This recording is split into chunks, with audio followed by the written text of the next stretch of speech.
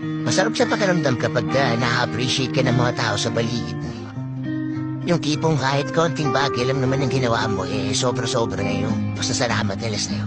At syempre, dapat ganun ka rin.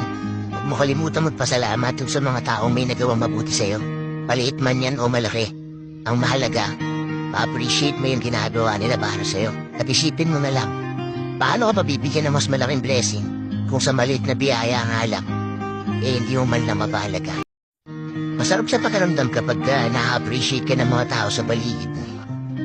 Yung tipong kahit konting bagay lang naman ang ginawa mo, sobra-sobra na yung pasasalamat nila sa'yo. At syempre, dapat ganun ka rin. Huwag mo kalimutan magpasalamat yung sa mga taong may nagawang mabuti sa'yo. Paliit man yan o malaki. Ang mahalaga, ma-appreciate mo yung ginagawa nila para sa'yo. At isipin mo na lang, paano ka pabibigyan ng mas malaking blessing kung sa maliit na biyaya ang alak, hindi mo man lang mapahalaga.